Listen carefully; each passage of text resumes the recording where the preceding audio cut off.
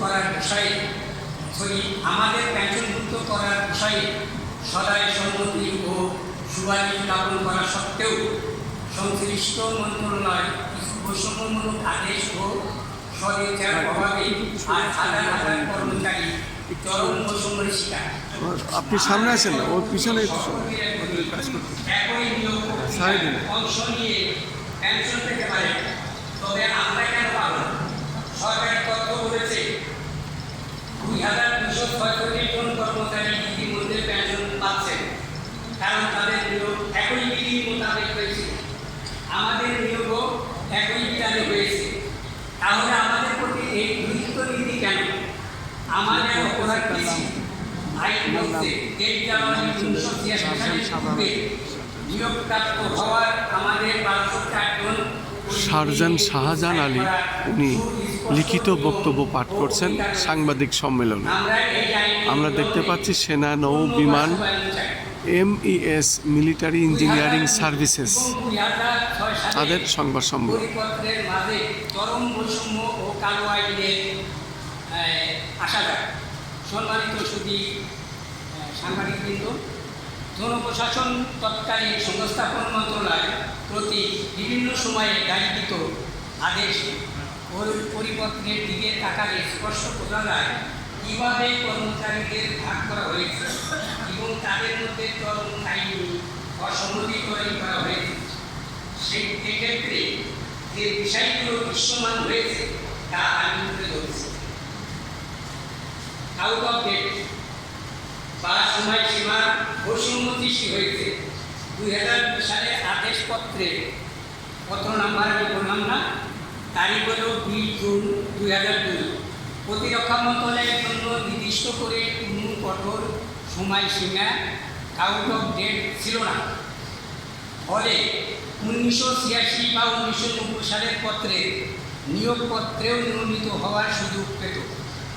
কিন্তু ২০০৬ সালের আদেশে পত্র নঙ্গা পেত তারিখ ৩১ অক্টোবর ২০০৬। হঠাৎ করে কোনো যুক্তির কারণ ছাড়াই অফিসারদের জন্য ২৩ জানুয়ারি ৮৬ এবং কন্টিনজেন্টদের জন্য ২০ ফেব্রুয়ারি ১৯৯০ এই দুটি কঠোর সময়সীমা নির্ধারণ করে দেওয়া হয়। এর ফলে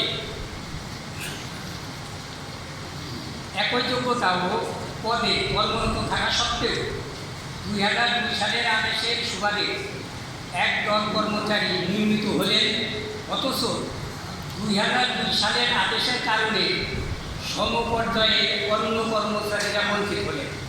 এটি গণপ্রজাতন্ত্রিত বাংলাদেশের সংবিধানের সুযোগের সমতার নীতির চরম পরিপন্থী।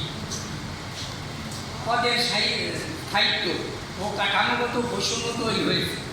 ২০০২ সালের চিঠির গড় অনুচ্ছেদে অনুযায়ী নির্মিত হওয়ার পর ওই পদগুলো সংশ্লিষ্ট ব্যক্তির অবসরের সাথে সাথে বিলুপ্ত হয়ে যাবে এবং সেখানে নতুন কেউ নিয়োগ পাবে না।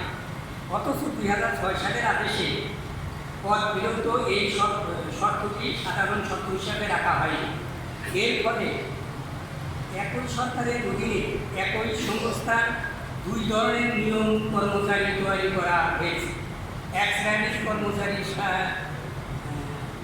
কর্মচারী পদ স্থায়ী থেকে যাচ্ছে, আর অন্য শ্রেণীর কর্মচারী পদ ব্যক্তির অবসরের সাথে সাথে শেষ হয়ে যাচ্ছে। এটি একই পদের বা শ্রেণীর কর্মচারীদের মধ্যে একটি স্পষ্ট কাঠামোগত বৈষম্য ও ক্ষমতার অপব্যবহার। বয়স শিথিলকরণের দ্রব্য নীতি দৃশ্যমান হয়েছে ২০০২ সালের আদেশে অনুচ্ছেদ অনুযায়ী ২ বছরের বেশি বয়সী নিয়োগ প্রার্থীদের ক্ষেত্রে বিভাগীয় কর্তৃপক্ষের বিশেষ ব্যবস্থা নেওয়ার বা সময় শিথিলকরণের কন্ডিশন প্রস্তাব পাঠানোর স্পষ্ট সুযোগ দেওয়া হয়েছে। কিন্তু ২০০৬ সালের আদেশের কথাটি যাচাই বাছাইয়ের ক্ষেত্রে চরম কড়াকড়ি আরোপ করা হয়েছে এবং পূর্বে এই বিশেষ সুবিধা বা মানবিক বিবেচনা সম্পূর্ণ বন্ধ করে দেওয়া হয়েছে। ২০০২ সালে যারা বয়সের ক্ষেত্রে বিশেষ বিবেচনা পেয়েছেন, ২০০৬ সালের নীতিমালার ফেরাজালে করা ব্যক্তিরা সেই একই সুবিধা থেকে বঞ্চিত হয়েছে। যা সম্পূর্ণ অন্যায্য ও